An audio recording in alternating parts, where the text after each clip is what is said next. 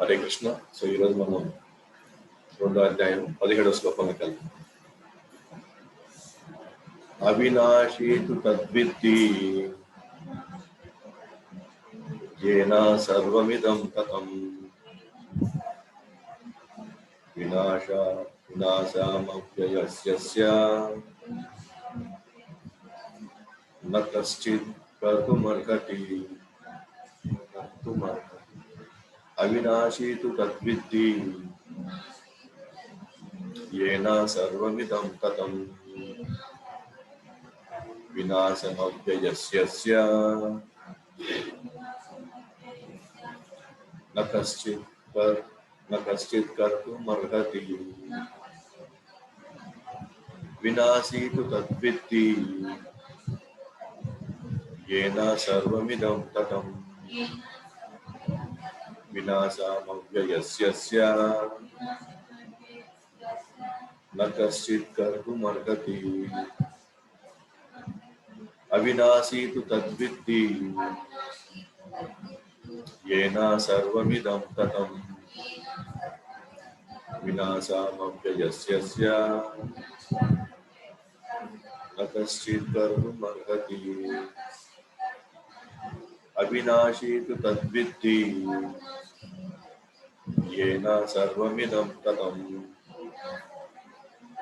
विनाशामव्ययस्य न कश्चित् कर्तुमर्हति. ఇక్కడ ఈ శ్లోకం మనం గమనించినట్లయితే చాలా క్లియర్గా చెప్పబోతున్నారు అన్నమాట. ఈ శరీరాన్ని ఏ చైతన్యం అయితే నడిపిస్తుందో, ఈ శరీరం అంతా ఏ చైతన్యం అయితే వ్యాపించబడిందో, ఆ వ్యాపించినటువంటి ఆ చైతన్యం ఎప్పటికీ నశించిపోదు అని ఆయన క్లియర్ చేస్తున్నాడు అన్నమాట. భావంలో ఏం చెప్తున్నాడంటే, శరీరం అంతటా ఏదైతే వ్యాపించి ఉన్నదో అది నశింపు లేనిదని నీవు తెలుసుకోవాలి. ఆ అవినాశి అయిన ఆత్మను ఎవ్వడూ నశింపజేయ సమర్థుడు కాడు. ఇప్పుడు ఒక ఇంట్లో ఉన్నాం అనుకోండి, ఆ ఇల్లు కంప్లీట్ గా ఆ ఇంట్లో ఒక గది ఉంది అనుకోండి, అది చీకటి గది, అది చీకటిగా ఉంది, చీకటి గది. కానీ ఎక్కడో ఒక మూల మనం వేసిన ఒక లైట్ ఆ గది మొత్తానికి అది వెలుతురిచ్చేస్తుంది. ఆ గది మొత్తంలో చైతన్యం నింపుతున్నారు. అంటే ఆ ఏదైతే ఆ చైతన్యంతో ఆ వెలుగు నిండినంతా కూడా అది ఎక్కడి నుంచి వచ్చింది? ఒక చిన్న బల్బు నుంచి వచ్చింది కూడా. అది ఎక్కడో ఒక మూల ఉందన్నమాట. ఆ గదిలో ఎక్కడో ఒక మూల ఉంది. కానీ దాంట్లో వచ్చిన చైతన్యం ఆ రూమ్ అంతా ప్రకాశింపజేస్తుంది, ఆ గదినంతా ప్రకాశింపజేస్తుంది. అట్లానే ఏదైతే ఈ శరీరాన్ని మొత్తం నడిపిస్తుందో, ఏదైతే శరీరం అంతా వ్యాపించి ఉందో, ఆ చైతన్యం ఏదైతే ఉందో అది యాక్చువల్లీ ఎక్కడికి వచ్చిందంటే ఆత్మకి వస్తుంది అనమాట. సో ఈ చైతన్యాన్ని మనం నశింప చేయలేము అంటున్నాడు. ఎందుకంటే ఆ చైతన్యం నశింప చేయలేము అంటే దాని అర్థం ఏంటంటే దానికి కారణమైన ఆత్మ కూడా మనం నశింప చేయలేము అని అర్థం. కాబట్టి మీరు కానీ నేను కానీ ఇప్పుడున్న రాజులు కానీ వీళ్ళందరూ కూడా ఆ నశింపజేయనటువంటి ఆత్మలే వీళ్ళందరూ కూడా. ఈ శరీరం అంతా కూడా వ్యాపించినటువంటి ఆ చైతన్యంతో నిండిపోయి ఉంది. ఆ చైతన్యాన్ని కూడా ఎవరు ఏం చేయలేరు. ఇంకోటి ఇక్కడ ఏం మాట మాట్లాడుతుంటే, ఆ అవినాశి అయిన ఆత్మను ఎవ్వడూ నశింపజేయ సమర్థుడు కాడు. అంటే ఆత్మని ఎట్టి పరిస్థితిలో కూడా ఎన్ని కుట్రలు చేసినా సరే, ఎన్ని దగాలు చేసినా సరే, ఎన్ని రకాలుగా ఆత్మని మన నుంచి ఇక్కడి నుంచి తొలగించాలని ట్రై చేసినా సరే ఆత్మ ఎప్పటికీ నశింపలేదు. దాన్ని నశింపజేసే సమర్థుడు ఇక్కడ ఎవరు లేరు ఇక్కడ. సో భగవంతుడు మనకి క్లియర్ చేసే చెప్పారు. దయచేసి మనం అర్థం చేసుకోవాల్సింది ఏంటంటే, మనకి చావు లేదు, మనం చచ్చిపోవాలి. కేవలం మనం శరీరాన్ని మాత్రం పక్కన పెట్టేస్తాం. గదిలో ఉన్నటువంటి ఆ వెలుతురు ఏదైతే ఉందో, ఆ వెలుతురు ఎప్పుడు దాకా ఉంటుంది? బల్బు ఉన్నంత వరకు ఉంటుంది. ఈ చైతన్యం ఈ శరీరం యాక్చువల్గా ఈ శరీరానికి ప్రాణం లేదు. అసలు శరీరానికి అసలు ప్రాణం లేదు. కానీ ప్రాణం లేనటువంటి శరీరాన్ని ప్రాణం ఉన్నట్టుగా చూపించేది చైతన్యం. ఆ చైతన్యం మొత్తం వ్యాపించింది. దానికి కారణం అనేది అక్కడ ఉన్నది ఆత్మ. ఆ ఆత్మని ఎవడు నశింపజేయటువంటి సమర్థుడు కాదు.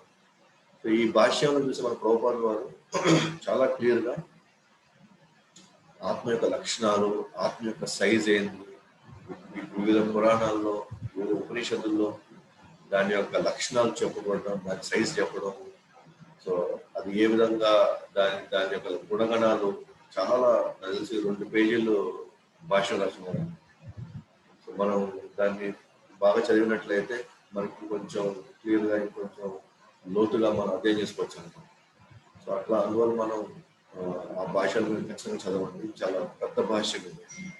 సో ఆత్మకి ప్లస్ శరీరానికి మధ్య తేడాలని చాలా క్లియర్గా మనకి ఆయన ఎక్స్ప్లెయిన్ చేస్తారు. తర్వాత 20వ శ్లోకానికి వెళ్దాం. నా జాయతే మ్రియతే వా కదాచిన్ నాయం భూత్వా భవితా వా న భూయః అజో నిత్యః శాశ్వతోయం పురాణో నా హన్యతే హన్యమానే శరీరే నా జాయతే మ్రియతే వా కదాచిన్ నాయం భూత్వా భవితా వా న భూయః అజో నిత్యః శాశ్వతోయం పురాణో న హన్యతే హన్యమానే శరీరే నా జాయతే మ్రియతే వా కదాచిన్ నాయం భూత్వా భవితా వా న భూయః అజో నిత్యః శాశ్వతోయం పురాణో న హన్యతే హన్యమానే శరీరే. సో మనకి అంటే 2 రకాల ట్యూన్స్ వస్తాయి అన్నమాట, 2 రకాల మీటర్స్ ఉంటాయి. సో ఒకటేమో చిన్న 4 లైన్లో ఉన్నటువంటి 8 అక్షరాలతో కూడుకుంది, ఇంకోటేమో 12 అక్షరాలతో కూడుకుంది. ఈ 2 వస్తాయి అన్నమాట గీతలో. సో ఇది ఇంకొక శ్లోకంకి వెళ్ళినప్పుడు కొంచెం క్లియర్గా ఎలా ఈ ట్యూన్ వస్తుందో నేను మళ్ళీ చెప్తాను. ఇక్కడ ఈ పదాలు కొంచెం కఠినంగా ఉండడం వల్ల ఆ ట్యూన్ కొద్దిగా మనకి కరెక్ట్గా వచ్చినట్టు మనకు కనబడదు అన్నమాట.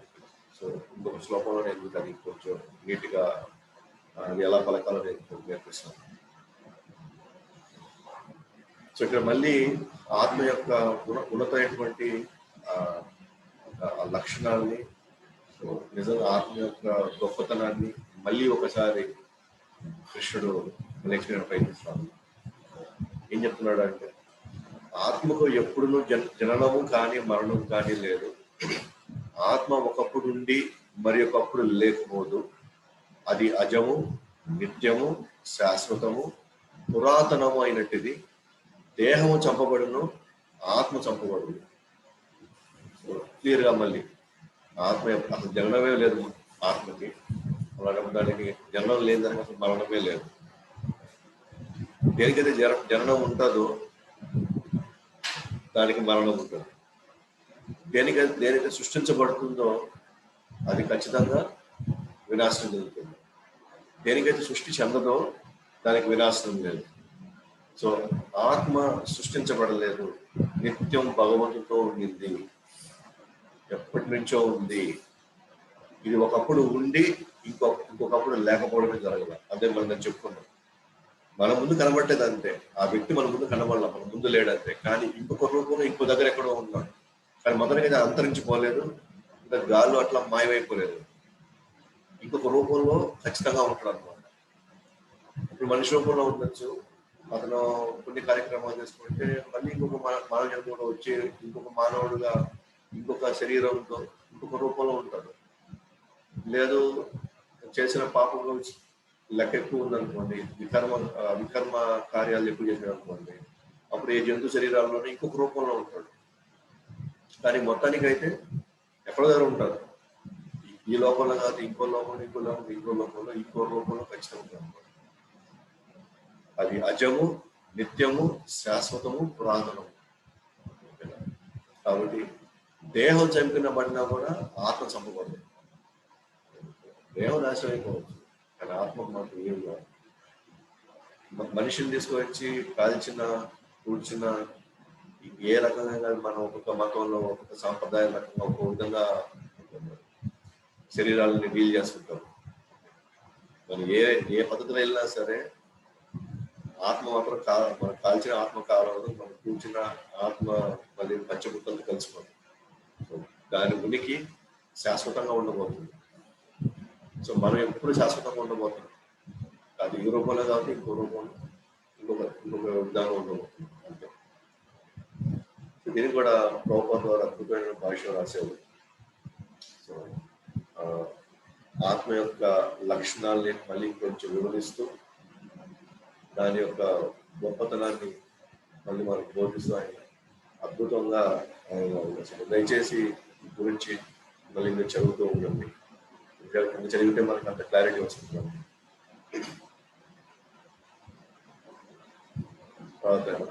దానికి ఉదాహరణ ఇస్తూ 22వ శ్లోకం మనకి కృష్ణుడే స్వయంగా ఎట్లా నేను అర్థం చేసుకోవాలి, నేను ఈ శరీరం వదలడం మళ్ళీ ఇంకో శరీరాన్ని తీసుకోవడం ఏ ఉదాహరణకు నేను అర్థం చేసుకోవాలి, ఆయన ఎందుకు శరీరాన్ని వదులుతాను అసలు ఫస్ట్ ఆఫ్ ఆల్ వదలాల్సిన అవసరం నాకు ఎందుకు వచ్చింది, పోయిపోయింది మళ్ళీ ఈ శరీరం ఉంది మళ్ళీ కొత్త శరీరానికి పోవాల్సిన అవసరం ఎందుకు వచ్చింది, అసలు వదలాల్సిన పరిస్థితి ఎందుకు వస్తాయి, ఏ కారణం చేత నాకు అలాంటి పరిస్థితి వచ్చి నేను వదలాల్సిన టైం వస్తుందా అని మనకి ఏదైనా ఈ సందేహం కలుగుతే సో ఈ శ్లోకం మనకి క్లారిటీ ఇస్తుంది. నేను చెప్పాను కదా ఆ ట్యూన్ సేమ్ ఆ ట్యూన్ మళ్ళీ ఇక్కడ వస్తుంది అనమాట. ఇక్కడ కొంచెం పదాలు మనకు కొంచెం సులభంగా ఉంటాయి కాబట్టి మన ట్యూన్ కూడా కొంచెం నీట్గా చేసుకోవచ్చు. వాసాంసి జీర్ణాని యదా విహాయ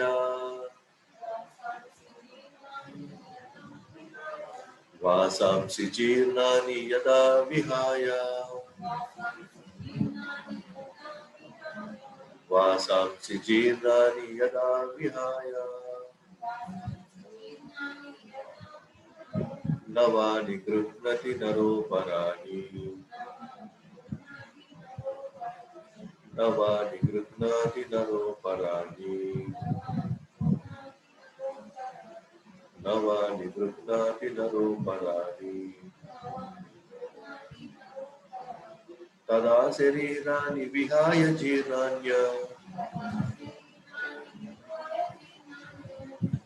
తదా శరీరాన్ని విహాయ జీర్ణాన్య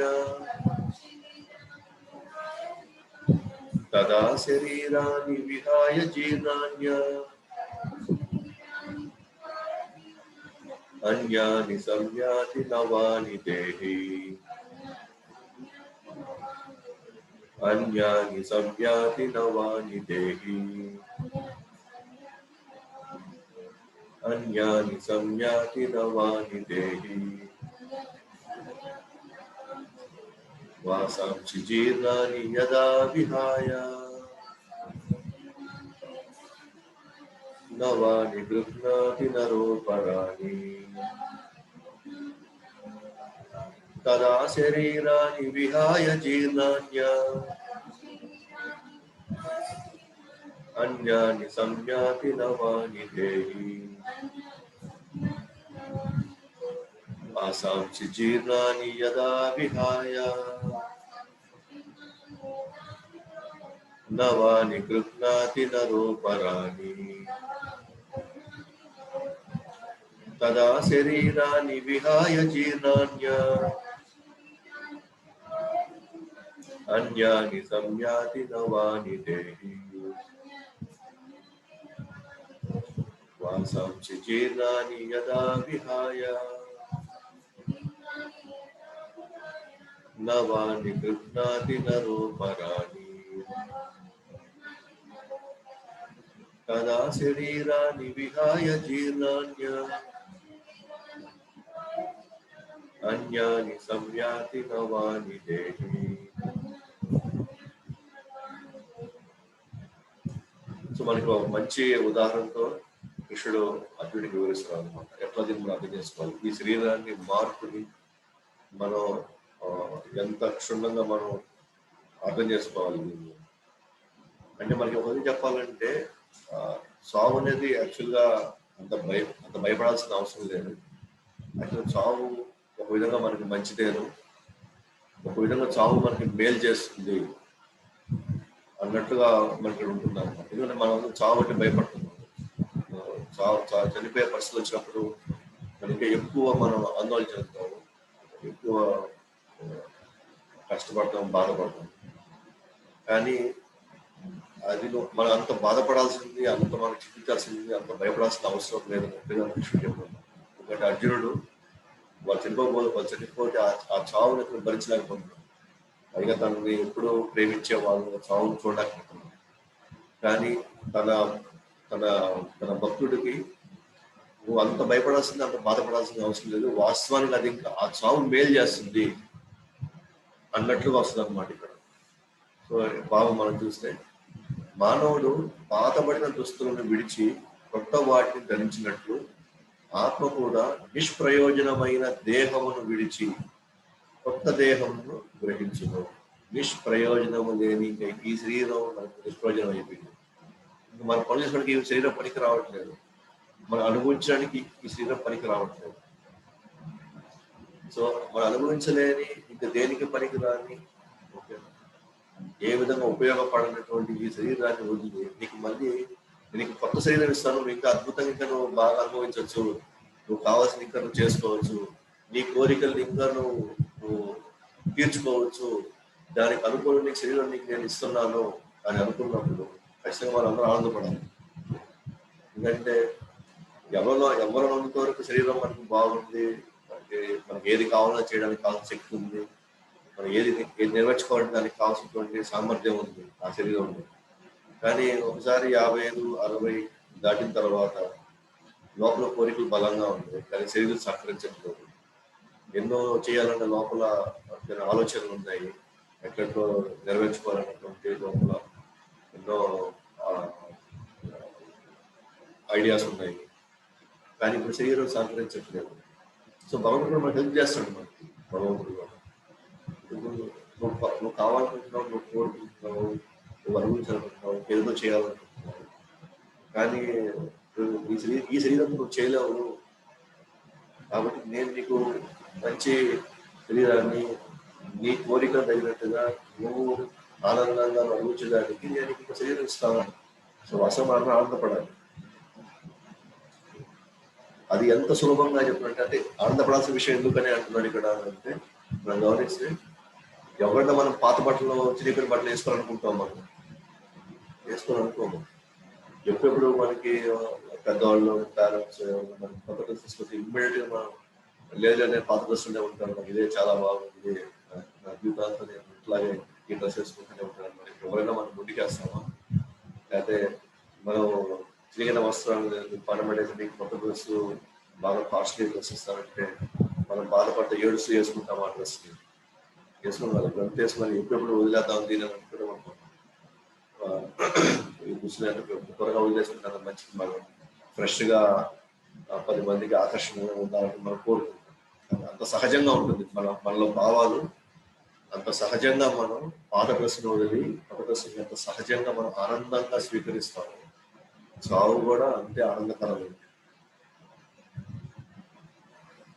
ఇంకా లోపల నిరుపయోగమైనటువంటి అవయవాలతో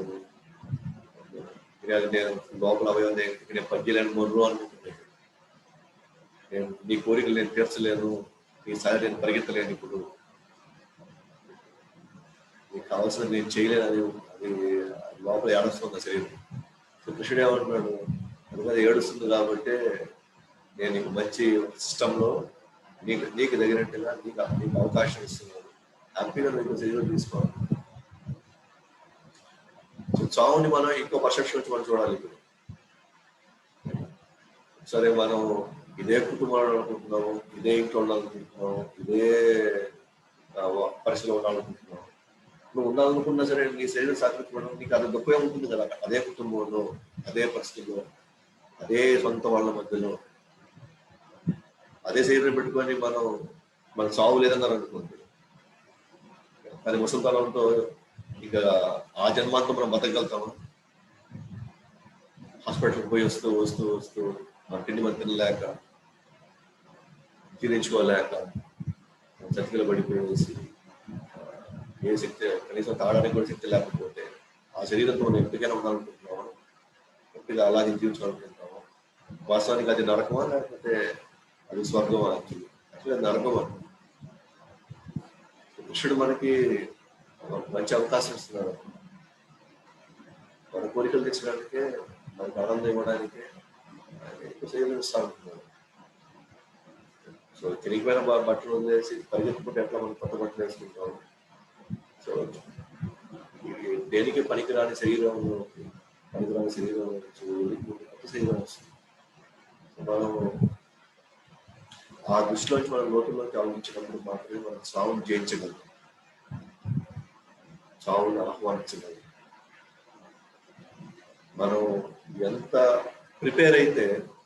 దానికి మనం ప్రిపేర్ అయితే మనమంతా ప్రశాంతంగా ఆ ఫేజ్ కూడా. మనం ఎవరైనా బాల్యం నుంచి ఎవరోకి వెళ్ళినప్పుడు మనం ఎవరైనా బాధపడ్డాము, మనం బాధపడదాం. అక్కడ శరీరం మార్పు జరిగింది. ఈ శరీరం మార్పుల్లో మనం ఎప్పుడు అంతగా బాధపడినప్పుడు, చచ్చిపోయినప్పుడు ఇంకో శరీరం వచ్చినప్పుడు ఇంకొక విధమైన శరీరంలోకి మార్పు చెందినప్పుడు మనం ఎందుకు భయపడాలి, లేదా మనం ఎందుకు బాధపడాలి? ఇంకొక శరీరాల మార్పు జరిగినప్పుడు మనం ఏమి అంత ఎదుగా దుఃఖించిపోయేసి కుమిలిపోయి మనమేమి గందరగోళం చేసుకోలేదు కదా మన జీవితాన్ని. కానీ ఎట్లా ఎంత సహజంగా మనం ఆహ్వానించామో, బాల్యం నుంచి యవ్వనంలోకి, యవ్వనం నుంచి ముసలికి ఎంత సహజ సిద్ధంగా ఇది మామూలే కదా, యవ్వనం ద్వారా వచ్చేది మామూలే కదా అని ఎంత సహజంగా మనం ఒప్పుకున్నామో, మనం ఆహ్వానించామో, అదే విధంగా మనం లేకుండా ఇంకో శరీరంలో కలవబోతున్నాము. అంతే సహజ సిద్ధంగా మనం ఆహ్వానించడానికి ప్రయత్నించాలి.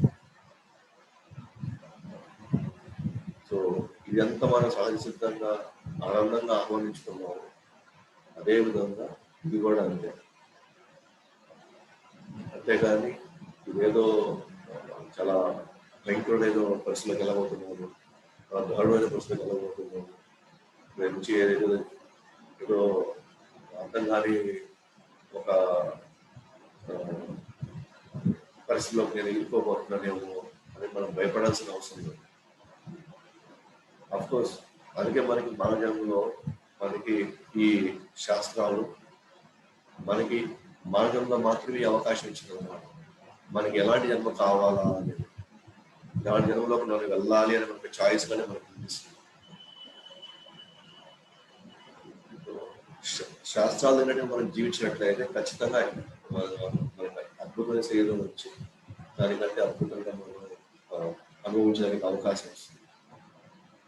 శాస్త్రాలకు విరుద్ధంగా మనం మన జీవితాన్ని గడుపుకున్నాం డెఫినెట్గా రాబోయే శరీరం నూతనంగా ఉన్నప్పటికీ కూడా, కొత్తదైనప్పటికీ కూడా మనం ఎదుర్కోవాల్సిన పరిస్థితులు కొంచెం దారుణంగా ఉంటాయి. అంటే వేరే జంతు జన్మెత్తినప్పుడు. సో అందువల్ల మనం గమనించాల్సింది వాస్తవానికి చావు అనేది చాలా సహజంగా, ఇది కూడా మార్పులో ఒక భాగము అన్నట్టుగా మనం దానికి రెడీ కావాలి. సో రెడీ అయినప్పుడు మనకి చనిపోయే సమయంలో వచ్చేటువంటి భయం, ఆందోళన కొంచెం తగ్గుతుంది. సో కృష్ణుడు మనకి అంత సులభంగా నేర్పిస్తున్నాడు, సులభంగా చెప్తున్నాడు. అంత ఇదిగానే మనం దాన్ని తీసుకోగలిగితే మనందరం కూడా చావుని కొంచెం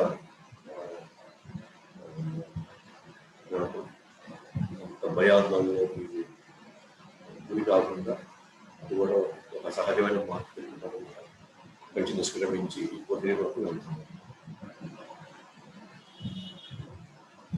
23వ శ్లోకం. ఈ శ్లోకాన్ని మనం చూసినప్పుడు, ఈ శ్లోకాన్ని మనం ఒకసారి చదివినప్పుడు, ఇక్కడ ఉన్నటువంటి ఏ ఆయుధాలు కానివ్వండి, ఇక్కడ ఉన్నటువంటి ఏ సంఘటనలు కానివ్వండి, ఎటువంటి వ్యక్తులు కానివ్వండి, నన్ను నాశ చేసేటువంటి శక్తులు ఇక్కడ లేవు, నన్ను నశింపజేసే శక్తులు ఇక్కడ లేవు అని మనం చాలా ధైర్యంగా ఉండొచ్చు. నన్ను చంపలేరు, ఇక్కడ ఎటువంటి మారణ ఆయుధాలు కూడా ఎవరు తయారు చేయలేరు, నన్ను చంపే మరణ ఆయుధాలు కూడా ఇక్కడ ఎవరు తయారు చేయలేరు.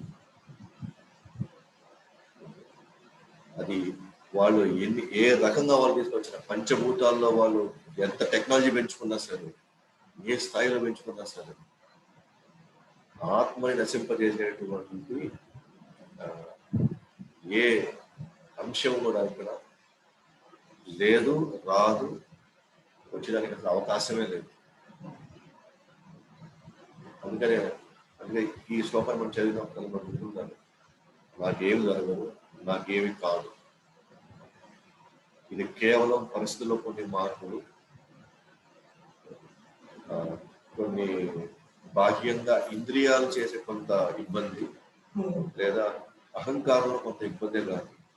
నాకు యాక్చువల్గా ఏమి కాదు, నేను ఎక్కడికి పోవట్లేదు, నాకు ఏమి అవ్వదు, నన్ను చంపేటువంటి, నన్ను ఇబ్బంది పెట్టేటువంటి అంశాలు ఎవరు సృష్టించలేరు అని మనకు చాలా ధైర్యంగా ఉండొచ్చు అనుకో.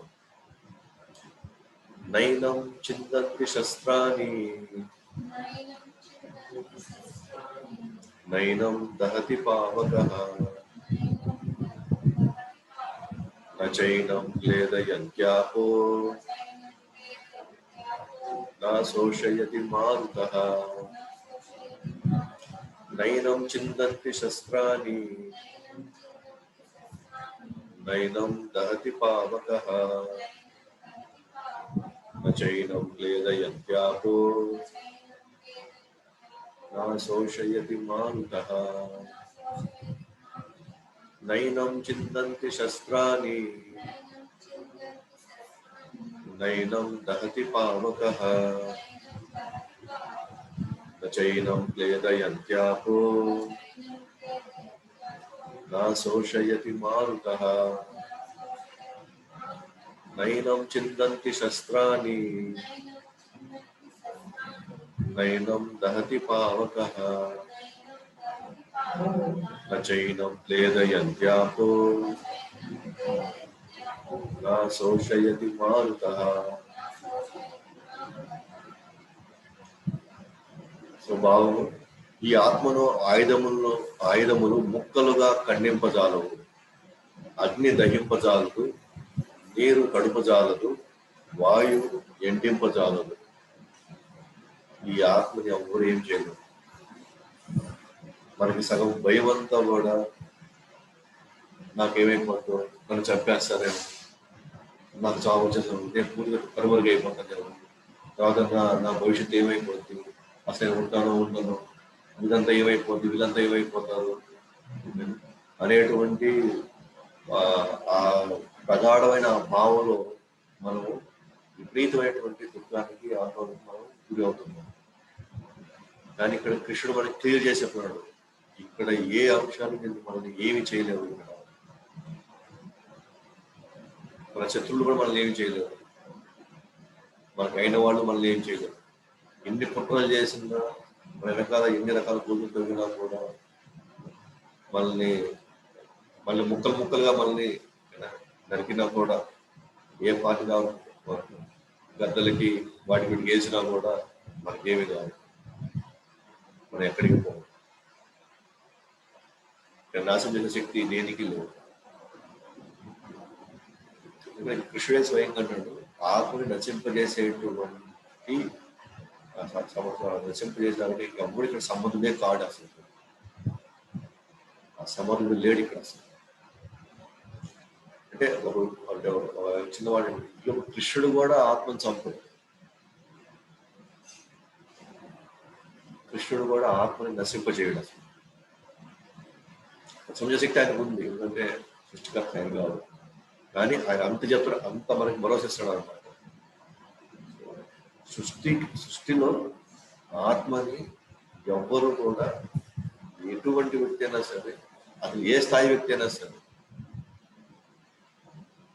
మనల్ని ఏం చేయలేరు. సో ఇళ్లలో ఒకసారి గొడవ జరిగినప్పుడు, లేకపోతే బంధువులతో, లేకపోతే కక్షలు పెరిగినప్పుడు, రకరకాల ఆవేశ విగ్రహాలు వెళ్ళినప్పుడు, మిమ్మల్ని చంపేస్తాము, లేకపోతే మిమ్మల్ని అది చేసేస్తాము, ఇది చేస్తాము, మనం బెదిరించినప్పుడు, మనల్ని రకరకాల మనం భయపెట్టినప్పుడు అసలు భయపడాల్సిన అవసరం లేదంటే దీనికి ఈ స్థాయిలో మన లోతుల్లోకి వెళ్ళి మనకి అంత అవగాహన ఉంది, అంత లోతైనటువంటి మన సాధనతో ఆ స్థాయి నమ్మకం ఉంటే ఆ ధైర్యం వస్తుంది. ఊరికే అంటే ఈ శ్లోక చదివినంత మాత్రాన, ఈ శ్లోకం మనం డిస్కస్ చేసుకున్నంత మాత్రాన 2 రోజులు 5 ఉంటుంది, తర్వాత మళ్ళీ బాగలేదు. కానీ కృష్ణుడిచ్చే ఈ జ్ఞానం మనం అంచేటువంటి సాధనతో ఈ జ్ఞానం లోతున్నటువంటి కన్విక్షన్లోకి దాన్ని మనం ఏదైనా అవకాశం పట్టుకుంటే ఆ సాక్షాత్కారం పొందామనుకోండి, ఎవరేం చేయలేరు. అందుకే ఆచార్యులు వాళ్ళు భయం లేకుండా తిరిగారు ఇక్కడ అనమాట. ఆచార్యులు కూడా కుట్రలు జరిగినాయి, ఆచార్యులు కూడా చంపాలని చాలా మంది ప్రయత్నించారు. రామాచార్యుని విషయం చంపాలనుకున్నారు, ఆయన చేసిన పాపమే. జీసస్ ఉన్నారు, జీసస్ కూడా చంపారు, ఆయన చేసిన పాపం ఏంటి? అంటే భగవద్భక్తులకి ఖచ్చితంగా ఇక్కడున్న మూర్ఖులు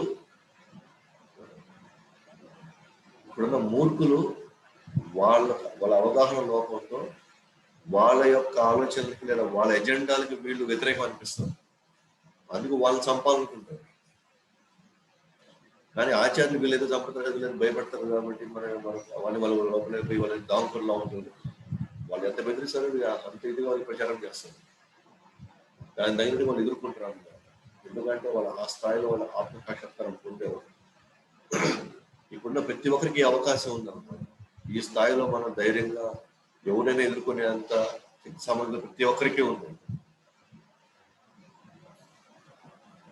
కానీ ఆ స్థాయి లోతుల్లో మనం వెళ్ళి అంత సాధన నమ్ముకుంటూ మనం చేసినప్పుడు మనకి ఖచ్చితంగా ఈ ఆత్మసాక్షాత్కారం వైపు ఈ స్థాయి నమ్మకంతో మనం జీవించగలుగుతాం.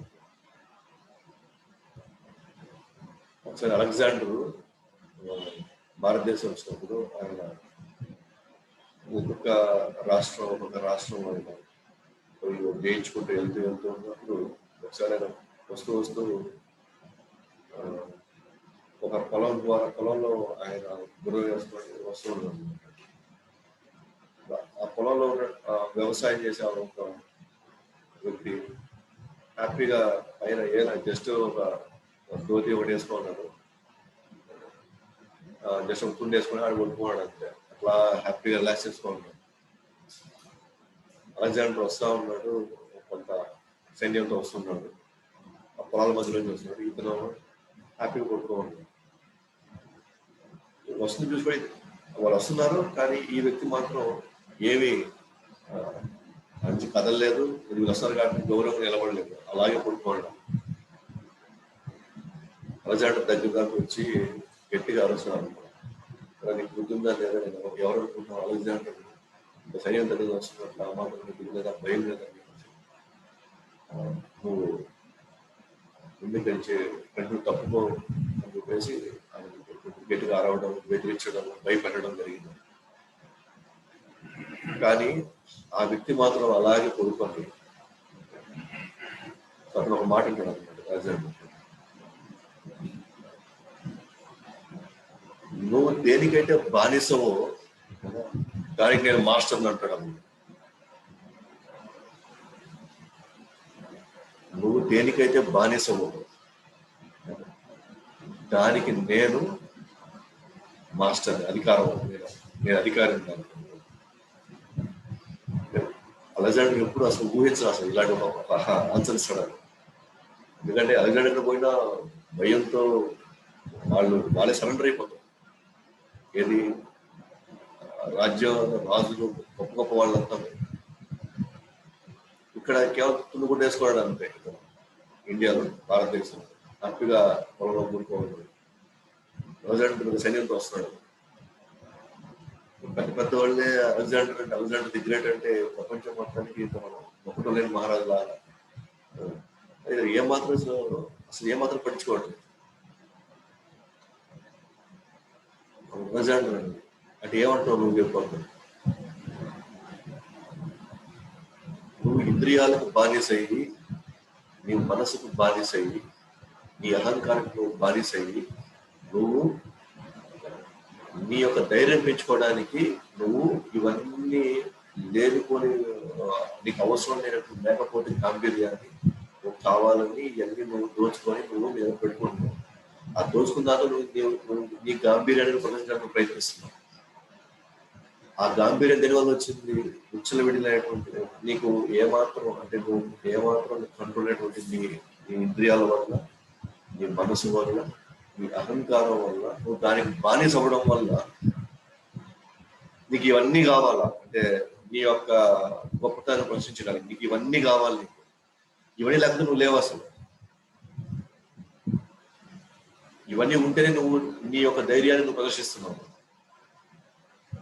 కానీ నువ్వు దేనికైతే బానిస అయి ఉన్నావు, ఇంద్రియాలు, మనస్సు, అహంకారానికి, దానికి నేను అధికారిని. కానీ నాకు ఇవన్నీ అవసరం లేదు. నాకు ఈ తిరుగుకుంటుంటే నాకు కాదు అంటే అలెగ్జాండర్ లాంటి వాళ్ళను కూడా సర్వసాధారణ వ్యక్తి అంటే వాళ్ళ చేతులు రెడీ, కత్తులు ఉన్నాయి, అన్నీ ఉన్నాయి, చంపడానికి రెడీ ఎప్పుడైనా సరే. కాకపోతే యుద్ధాలు చేసే వాళ్ళకి ఇతను పెద్ద విషయం అసలు. కానీ ఇతను ఏమాత్రం భయపడడం లేదు. ఆ కత్తులు చూసి లేదా అక్కడ ఆ సైన్యాన్ని చూసి లేదా అక్కడ ఉన్నటువంటి అనేక మారణాలను చూసి ఏమాత్రం అతని స్థానాన్ని కూడా అతను గుర్తించాలి. అసలు అలెగ్జాండర్ ది గ్రేట్ అనుకునేటువంటి ప్రపంచాన్ని మొత్తానికి ఈ వ్యక్తి అసలు ఏమాత్రం పట్టించుకోవాలి. అంటే ఆ ధైర్యం రావాలంటే అదే ఆ స్థాయి రాజును ఢీకొట్టాలంటే అది ఆత్మజ్ఞానం తప్ప ఇంక వేరే జ్ఞానం లేదు.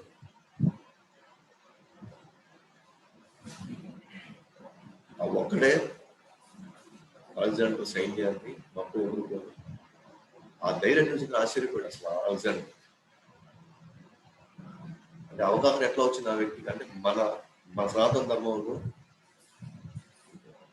మనకున్న ఈ శాస్త్రాలు, మనకున్న ఈ జ్ఞానం ఈ ప్రపంచంలో ఎక్కడ లేదు. సో మనం నిజంగా దాన్ని మనం నిజంగా ఈ హరే కృష్ణ మంత్రం జపం చేస్తూ కృష్ణుడు చేయటువంటి ఆచరించినటువంటి ఈ సాధన మనం చేస్తూ ఈ సేవ మనం చేస్తూ చక్కగా కృష్ణ కథ మనం ముందుకు ప్రతి ఒక్కరికి ఈ అవగాహన వస్తుంది. అప్పుడు అనవసరంగా ఆందోళనలు, భయాలు,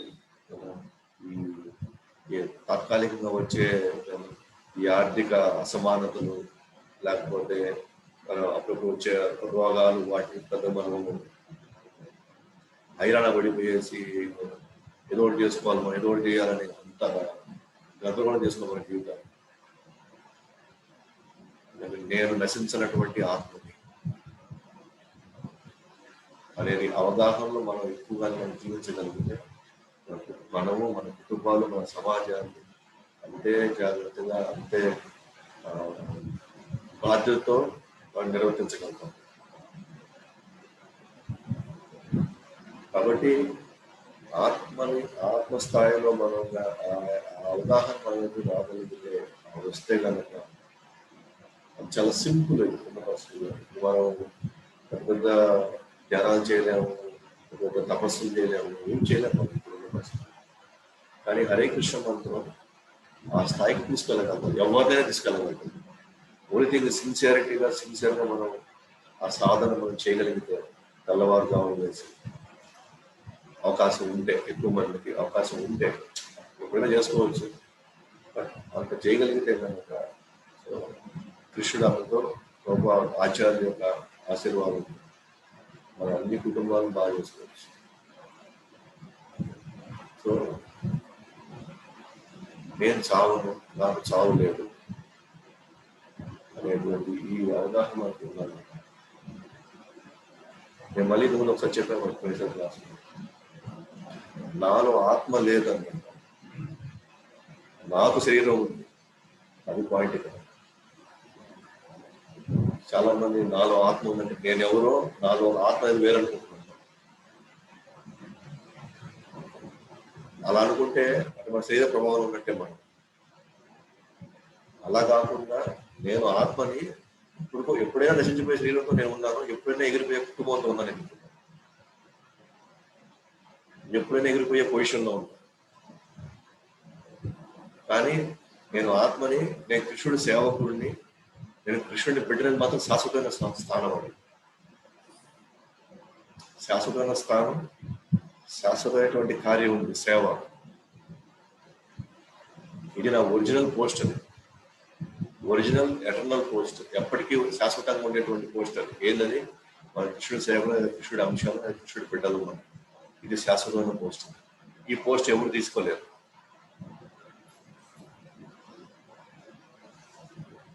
మనం ఎటువంటి పరిస్థితిలో ఉన్నాం, ఎప్పటికైనా క్షీణించిపోయే శరీరంలో ఉన్నాం, ఎప్పటికైనా ఎగిరిపోయే కుటుంబంలో ఉన్నాం, ఎప్పటికైనా మనం నెట్టి వేయబడేటువంటి పొజిషన్లో ఉన్నాం. సో అది మనం జాగ్రత్తగా ఆలోచించుకొని ఎక్కడ పెట్టుబడి పెట్టాలో అక్కడ పెట్టాలి. మనం ఎవరి మీద పెట్టుబడి పెట్టాలో మనం ఆలోచించుకోవాలి. కాబట్టి ఆ పెట్టుబడి ఎక్కడ పెట్టాలి, ఎవరి మీద పెట్టాలి అనేది మన స్వతంత్రత మాట్లాడుతుంది. భగవంతుడు స్వతంత్రత అందరికీ ఇస్తాడు, స్వతంత్రత. ఎందుకంటే మనం తీసుకునే నిర్ణయాన్ని బట్టే మన భవిష్యత్తు ఉండబోతుంది. ఆయన ఎటువంటి పరిస్థితుల్లో మన స్వతంత్రాన్ని ఆయన ఎప్పుడు కూడా అడ్డు పెట్టడు. మన స్వతంత్రాన్ని ఆయన ఎప్పుడు తీసుకోడు. అసలు కింద జీవ దగ్గర నుంచి బ్రహ్మదేవుడి వరకు అందరికీ ఈ స్వతంత్రత ఉంది.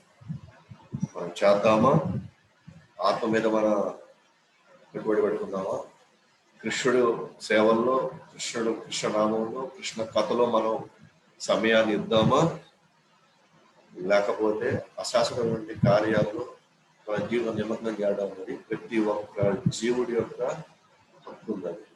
తను ఏ నిర్ణయమైనా తీసుకోవచ్చు. దాని తగినట్టుగానే మన యొక్క ఫలితం ఉంటుంది. కాబట్టి ఈ శ్లోకం ప్రకారం చూస్తే ఆత్మని నశింపజేసేటువంటి ఎటువంటి శక్తి ఇక్కడ లేదు, ఎటువంటి సమర్థుడు ఇక్కడ లేడన్నమాట. సో అది మనం జాగ్రత్తగా గమనించాలి. నెక్స్ట్ 27 మళ్ళీ ఇంకోసారి మనం గమనించి 20 శ్లోకాల్లో కృష్ణుడి యొక్క అంటే ఎంత తాపత్రయపడతాడంటే, దయచేసి ఇది అర్థం చేసుకోండి, దయచేసి ఇది అర్థం చేసుకోండి అని మళ్ళీ మళ్ళీ మళ్ళీ మళ్ళీ రిపీట్ చేస్తూనే ఉంటాడు. ఆత్మ శాశ్వతమైనది, ఏదైపోయి నశించిపోయేది, జననానికి మళ్ళీ మరణం ఉంటుంది, మరణానికి మళ్ళీ జన్మ ఉంటుంది. అటు ఆలోచించు, శాశ్వతమైన ఉనికి దాని గురించి ఎక్కువ ఆలోచించు. జననం శరీరానికి, మరణం శరీరానికి కాదు. ఆత్మకి జననం లేదు, మరణం లేదు. ఏదైతే జననం తీసుకుంటే మరణం తీసుకుంటుంది. అది చెప్పడానికి మళ్ళీ ముందు 2వ అధ్యాయం 20వ శ్లోకం చూసాం, మళ్ళీ 27వ శ్లోకం మళ్ళీ దాన్నే ఇంకొక విధంగా మరి ఎక్స్ప్లెయిన్ చేస్తుంది. ఉదాహరణ మళ్ళీ శత్రువుల ఉదాహరణ ఇచ్చాడు. అంటే అత్యంత జ్ఞానశాస్త్రాన్ని 18 అధ్యాయాల్లో మొదటి అధ్యాయంలో మనకు ఆల్మోస్ట్ పెట్టేశాడు ముందుగానే. మనకు మనలో ఫస్ట్ స్టెప్ నుంచి మనం బయాస్ తీయాలని మొదటి నుంచి స్టార్ట్ చేశాడు. మనకి ఆఖరు లేవట్లు ఈ జ్ఞానాన్ని మొత్తం అర్థం చేసుకున్న తర్వాత నువ్వు చూసుకోలేదు. ఫస్ట్ ఇది అర్థం చేసుకో, తర్వాత మిగతా అవన్నీ ఈజీ అంటారు. ఫస్ట్ ఇది అవగాహన చేసుకోండి, తర్వాత మిగతా ఇంత ఈజీగా అర్థమైపోతాయి అంటారు.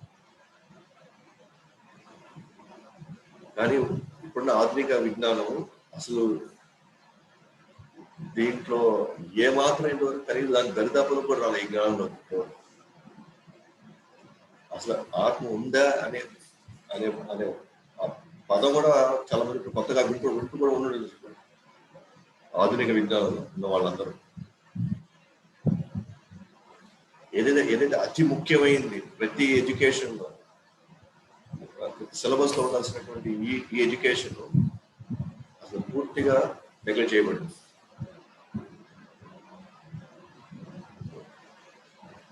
అసలు ఏమాత్రం ఉపయోగపడినటువంటి మన సంబంధాలు బాగు చేసుకోవాలన్నా, మన యొక్క వ్యక్తిగత మన క్యారెక్టర్ బాగు చేసుకోవాలన్నా, మన బాగుపడాలన్నా ఈ ఎడ్యుకేషన్ లో ఎక్కడ మనకు స్కోప్ లేదు. అలాంటి పరిస్థితికి మనం వెళ్ళిపోయామన్నమాట, దురదృష్టశాతం. కానీ ఈ జ్ఞానం ఏదో కృష్ణుడిస్తున్నాడో 18 అధ్యాయాలు అతి ముఖ్యమైన శ్లోకాలు, ముఖ్యమైనటువంటి అధ్యాయాలు భగవద్గీతలో 2 అధ్యాయాలు పెట్టేశాడు. సో కాబట్టి ఆ జననం మరణం గురించి మళ్ళీ ఇంకోసారి మనకి ఇక్కడ మళ్ళీ ఎక్స్ప్లెయిన్ చేస్తాడు అన్నమాట. జాతస్య హి ధ్రువో మృత్యు, జాతస్య హి ధ్రువో మృత్యు, జాతస్య హి ధ్రువో మృత్యు,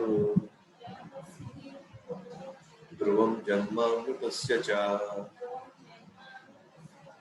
ధ్రువం జన్మామృతస్య చ, ధ్రువం జన్మామృతస్య చ, తస్మాత్ పరిహర్యార్థే, తస్మాత్ పరిహర్యార్థే, తస్మాత్ పరిహర్యార్థే నత్వం శోచతుమర్హసి, నత్వం శోచితుమర్హసి, నత్వం శోచితుమర్హసి, నత్వం శోచితుమర్హసి. జాతస్య హి ధ్రువో మృత్యు, ధ్రువం జన్మామృతస్య చ, తస్మాత్ పరిహర్యార్థే నత్వం శోచితుమర్హసి. జాతస్య హి ధ్రువో మృత్యు, ధ్రువం జన్మామృతస్య చ, తస్మాత్ పరిహర్యార్థే నత్వం శోచితుమర్హసి. జాతస్య హి ధ్రువో మృత్యు, ధ్రువం జన్మామృతస్య చ, తస్మాత్ పరిహర్యార్థే నత్వం శోచితుమర్హసి. పుట్టినవాడు చావక తప్పదు, మరణించిన పిమ్మట మరలా అతను జన్మించక తప్పదు. అందుచే పరిహారించుటకు విలు లేని నీ ధర్మ నిర్వాహం నందు నీవు దుఃఖించకూడదు. ఒక ఫేమస్ శ్లోకం అనమాట ఇది. వెళ్ళిపోయేటప్పుడు పెడతారండి సినిమాల్లో. మనం చాలా సందర్భాల్లో బ్యాక్గ్రౌండ్ లో మ్యూజిక్ ఘంటసాల గారు. కానీ మన భగవద్గీత ఇప్పుడు ఏ స్థాయికి వెళ్ళిందంటే చచ్చిపోయేటప్పుడు పెట్టేది భగవద్గీత అయిపోయింది. ఏదైతే పుట్టినప్పుడు చదవాల్సిన భగవద్గీతని పుట్టినప్పుడే నేను అర్థం చేసుకొని అవగాహన చేసుకుని జీవించాల్సిన భగవద్గీతని చనిపోయేటప్పుడు బ్యాక్గ్రౌండ్ మ్యూజిక్ కింద పెడతాను. అది పెట్టిన ఒకటి పట్టుకుపోయిన ఒకటి, దానివల్ల ఏ ఉపయోగం లేదు. సో ఎంతో ఎంతో క్లియర్ గా మనకి అవగాహన ఇచ్చేటువంటి శ్లోకం. సో ఎక్కువ బాధపడాల్సిన అవసరం లేదు. వాడు భక్తుడైనా భక్తుడు కాకపోయినా, మేధావి అయినా మేధావి కాకపోయినా, ఉన్నత కులంలో పుట్టినా నీచ కులంలో పుట్టినా, సంపదలో పుట్టినా దరిద్రంలో పుట్టినా, పుట్టినవాడైతే పోవాల్సింది. నేను హరే కృష్ణ మంత్రం చేసుకుంటాను కదా, నేను పోను అంటే కుదరదాను, పోవాల్సింది. శరీరాన్ని ఒక సిస్టమ్ ప్రకారంగా, అది ఒక పద్ధతి ప్రకారంగా దాని యొక్క మార్పు జరిగిపోతా ఉంది. సో పుట్టినవాడు చనిపోవాల్సిందే, మరణించిన వాడు మళ్ళీ జన్మించాల్సిందే. అయితే మనం అనుకుంటున్నాం శాశ్వతంగా మనం బతుకున్నారంటే ఏం చేయాలి? ఎందుకంటే మతం యొక్క స్వభావం లాస్ట్ టైం ప్రాసెస్ చెప్పుకుంటాము. ఆత్మ సత్ చిత్ ఆనందం. సత్ ఉంది కాబట్టి అది శాశ్వతంగా ఉండాలనుకుంటాం. చిత్ అంటే ఉన్న జ్ఞానాన్ని సంపాదించాలనుకుంటాం ఎప్పుడైనా. ఆనందంగా ఉండాలనుకుంటుంది. ఇది ఆత్మ యొక్క ఉనికి కాబట్టి ఆత్మ మరి నేను శాశ్వతంగా ఉండాలంటే నేను ఏం చేయాలి అంటే మనం కృష్ణుడు చెప్పినట్టే నడుచుకోకపోతే కృష్ణుడు ఇచ్చినటువంటి సాధన మార్గంతో మనం ఆయన చేరుకోకపోతే వాడు మరణించాల్సిందే, మరణించిన వాడు మళ్ళీ పుట్టాల్సిందే. కానీ కృష్ణుడు ఇచ్చేటువంటి సాధన మార్గంతో గురువు యొక్క ఆధ్వర్యంలో మనం మన జీవితాన్ని గడిపినప్పుడు ఏమంటే మరణించిన వాడు మళ్ళీ ఇంకా పుట్టడం, అతను ఒకటి అవకాశం. ఇన్ఫాక్ట్ మానవ జన్మ యొక్క ఉద్దేశమే మరణించిన తర్వాత మళ్ళీ నిర్మించకూడదు. ఆ సాధన మార్గంలో కాకుండా కృష్ణుడు చెప్పినటువంటి భగవద్గీతలో వచ్చినటువంటి ఈ మార్గాన్ని మన మార్గంలో మనం పోకపోతే పుట్టినవాడు చచ్చిపోవాల్సిందే, చనిపోయినవాడు మళ్ళీ పుట్టాల్సిందే. కాబట్టి పుట్టినవాడు మరణించేవాడు మళ్ళీ పుట్టనే ఉంటాడు. నువ్వు అర్జున కాబట్టి నువ్వు కొత్తగా ఇవ్వాలి, నేను యుద్ధం మానేసినందుకు మనం ఆయన చెప్పుకోకుండా ఉండేదేం లేదు. కానీ నీ విద్యుత్ ధర్మం అయినటువంటి నీ క్షత్రియ ధర్మాన్ని నువ్వు వదిలేయడం వల్ల నీకు అనవసరంగా పాపం అంటుకుంటావు. నువ్వు ఇవాళ దయతో జాలితో వాళ్ళని చంపొద్దు అని అనుకున్నా కూడా పుట్టినవాడు తెచ్చుకోవాల్సిందే. ఆల్రెడీ ప్లస్ వాళ్ళ కోసం శరీరాల్లో ఉన్నారు, ఇప్పుడు ఆల్మోస్ట్ ఎండింగ్ లో ఉన్నారు వాళ్ళు జీవితంలో. నువ్వు ఈ సంవత్సరం వదిలేస్తావేమో, ఇంకో సంవత్సరంలో వాళ్ళు ఇంకో రోజులు ఏమవుతుందని చెప్పలేము. కానీ క్షత్రియ ధర్మం అయినటువంటి నీ విద్యుత్ ధర్మాన్ని నువ్వు నిర్వర్తించకపోతే నీకు ప్రాబ్లంలో పడతావు, నువ్వు ప్రాబ్లం ఎదుర్కొంటావు. కాబట్టి ఇక్కడ పరిహరించడానికి ఏం లేదు, ఇక్కడ వీలేం లేదు. ఇక్కడ కాబట్టి నీ ధర్మాన్ని నువ్వు నిర్వర్తించు. కాబట్టి నువ్వు దాన్ని దుఃఖపడాల్సిన అవసరం లేదు. ఎందుకంటే నువ్వు చేయకపోయినా వాళ్ళు చనిపోతారు. ప్లస్ స్త్రీలలో మార్పులు సహజం, జరగాల్సిందే. వాళ్ళే చచ్చిపోయే పరిస్థితులు లేవు, చావరు వాళ్ళు, ఆత్మలు కాబట్టి చావరు. అటు నువ్వు దుఃఖించకూడదు అసలు. ఇక్కడ నీ ధర్మాన్ని నువ్వు నిర్వర్తించాలి అని కృష్ణుడు అర్జునుడు చెప్తున్నాడు. కాబట్టి పుట్టినవాడు మరణించాల్సిందే, మరణించేవాడు మళ్ళీ పుట్టాల్సిందే. కానీ మరణించేవాడు పుట్టకుండా ఉండాలంటే మరణించేవాడు మళ్ళీ పుట్టి జననము, మళ్ళీ ముసలితనము, రోగం, చావు, అవమానాలు, కష్ట సుఖాలు, ఈ జంజాటంలో ఈ భవసాహంలో వెళ్ళిపోకుండా ఉండాలంటేనే ఈ మార్గం ఇచ్చిన భగవద్గీత. ఆ మార్గాన్ని ఫాలో అయ్యి గురువుని కృష్ణుని తృప్తిపరిచినప్పుడు వాళ్ళకి మళ్ళీ ఇంకా జననం ఉండదు. మరణం తర్వాత మళ్ళీ జననం ఉండదు. వాళ్ళకి ఒకరికి ఈ అవకాశం ఉండదు. మిగిలిన ప్రతి ఒక్కరూ పుట్టినవాడు మరణించాల్సిందే, మరణించడం మళ్ళీ పుట్టాల్సిందే. కృష్ణుడు మనకి ఇక్కడ అవుట్లెట్ ఇస్తున్నాడు, బయటికి వెళ్ళిపోవాలా. ఈ చక్రంలో ఇరుక్కోకుండా బయటికి ఎట్లా వెళ్ళాలో ఆయన మనకు అవకాశం ఇస్తున్నాడు. మళ్ళీ ఒకసారి మనకు ఎప్పుడు హింసించే భార్య, ఎప్పుడు అర్థం చేసుకోలేని భర్త, మనం పట్టించుకోలేని పిల్లలు, అర్థం చేసుకోవాలనుకుంటున్న బంధువులు, మిత్రులు, ఆ పరిస్థితులు మళ్ళీ మనం పడుతూనే ఉంటాం. ఏదో ఒక అంశంలో మనం ఇబ్బంది పడుతూనే ఉంటాం కదా. ఆరోగ్యం క్షీణింపు, అది ఆర్థిక అసమానతలు, ఏదో ఒకటి మనల్ని. ఇక్కడ ఎవరు ప్రశాంతంగా లేరు, ఉండలేరు కూడా. అందుకని దుఃఖాలేమో శాశ్వతం. కాబట్టి మనం కోరుకుంటాం శాశ్వతంగా ఆనందం ఉండాలంటే ఏం చేయాలని మనం కోరుకునేది సహజం. కానీ మన అవగాహన లోపం ఎక్కడుందంటే, నేను శాశ్వతంగా ఆనందంగా నాకు డబ్బు చాలు,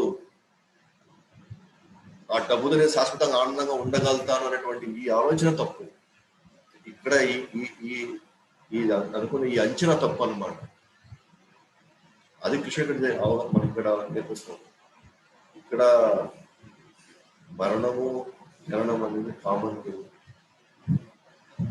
శాశ్వతంగా ఆనందం అంటే నువ్వు నా లోకానికి వచ్చేయాలి. అది ఎట్లాగా?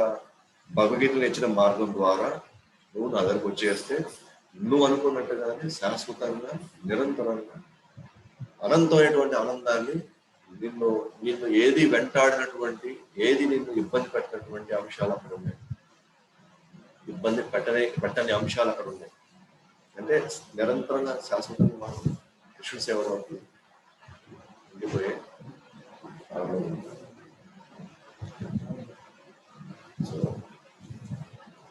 లాస్ట్ లో 30వ శ్లోకం. ఇది జస్ట్ ఒకసారి కన్క్లూషన్ ఇస్తాడు అనమాట. ఫైనల్ గా ఈ 19 శ్లోకాల యొక్క సారాంశాన్ని లాస్ట్ ఈ శ్లోకంలో మనకి ఇస్తాడు. దేహి నిత్యం అవధ్యోయం, దేహి నిత్యం అవధ్యోయం, దేహి నిత్యం అవధ్యోయం, దేహే సర్వస్య భారత, దేహే సర్వస్య భారత, దేహే సర్వస్య భారత, తస్మాత్ సర్వాణి భూతాని, తస్మాత్ సర్వాణి భూతాని, తస్మాత్ సర్వాణి భూతాని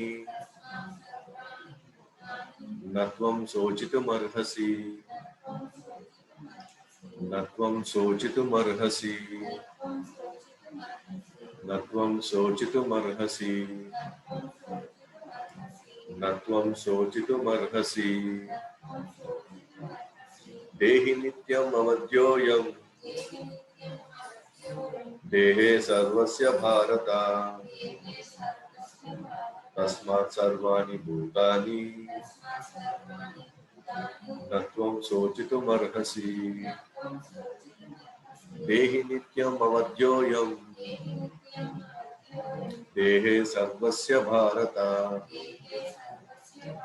తస్మాత్ సర్వాణి భూతాని నత్వం శోచితుమర్హసి.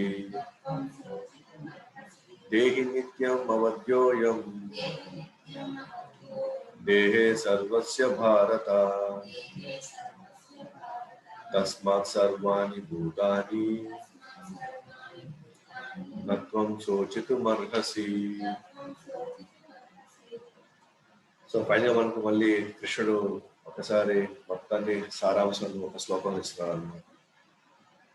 ఓ భరతవంశీయుడా, దేహంలో నివసించేవాడు ఏనాడును చంపబడడు, కనుక నీవు ఏ జీవి గురించి దుఃఖించాల్సిన అవసరం లేదు.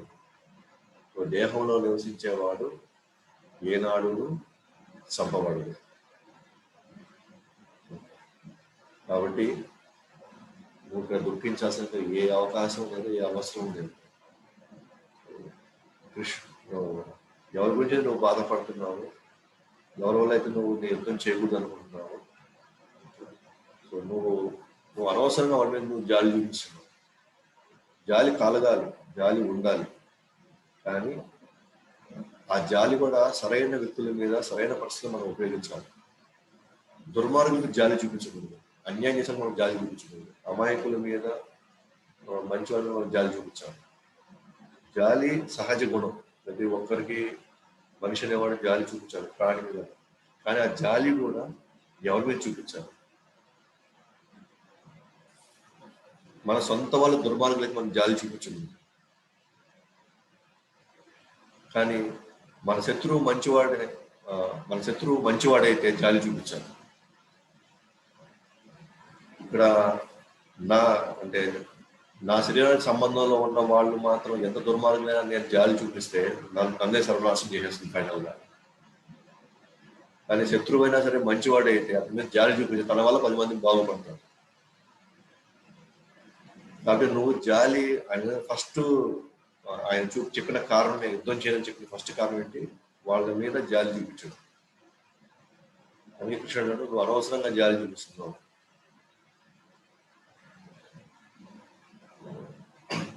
కృష్ణుడే పరమ దయామయుడు, అందరి మీద జాలి చూపించాడు. అంటే ఆ అంశం కృష్ణుడిలో ఉంది. కానీ ఆ కృష్ణుడే చెప్తున్నాడు ఇక్కడ ఏమని, నువ్వు ఎవరి మీద జాలి చూపించాలనేది నీకు ఒక అవగాహన ఉండాలి. ఎటువంటి వాటి మీద, ఎటువంటి పరిస్థితుల్లో మనం జాలి చూపించాలో అవగాహన ఉండాలి. మనకి సందేహం ఉందా, మనకు కష్టంగా ఉంది, మనం తెలుసుకోలేకపోతున్నాం, వెళ్ళి గురువుని అడగాలి, మనం చేసేది కరెక్టా కాదా, ఈ జాలి నేను చూపించడం మంచిదేనా కాదా. అప్పుడు వాళ్ళు మనకి వివరించి చెప్పచ్చు, లేదా మనకు ఒక అవగాహన చూపించచ్చు, అది ఇన్వైట్ చేస్తాం.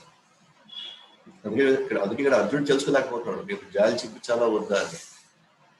అందుకే వెంటనే కృష్ణుడు అడిగాడు, అంత శాస్త్ర పండితుడైనటువంటి విజ్ఞుడు కూడా సందేహాలు వస్తాయి ఒకసారి. నేను చేసిన కరెక్టేనా కాదా, నేను చూపించేటువంటి జాలి న్యాయమైందేనా కాదా. సో వెంటనే అడిగాడు. అంటే మన జీవితం అంత ముడిపడి, గురువుతో అంత ముడిపడి ఉన్నాయి మన జీవితాలు. ప్రతి చిన్నదాన్ని కూడా మనం ఖచ్చితంగా మనం ఆధారపడాల్సిన పరిస్థితి వచ్చేస్తుంది ఒక్కోసారి. మానవ జన్మ అంటే గురువుతో సంబంధమే. గురువు లేని మానవ జన్మ జంతు జన్మ అన్నమాట. సో అందువల్ల మనం పూర్తి అవగాహనతో ఈ మానవ జన్మని, ముఖ్యంగా ఈ ఆత్మ శరీరం, ఈ శరీర వీటిని మనం బాగా అర్థం చేసుకొని, అవగాహన చేసుకొని మనం జీవించడానికి ప్రయత్నించాలి. సో దాంతో ఈరోజు మొత్తం ఆత్మ శరీరానికి హోల్ సిరీస్ అయిపోయింది అన్నమాట. సో రేపు 2వ అధ్యాయం 31వ శ్లోకం నుంచి రేపు స్టార్ట్ చేస్తాం. మీకు ఏదైనా సందేహాలు ఉంటే మీరు అడగచ్చు. జగద్గురు శ్రీల ప్రభుపాద की जय, भगवद्वाणी श्रीमद् भगवद्गीता की जय, अनंत कोटि वैष्णव की जय, गौर प्रेमानंद।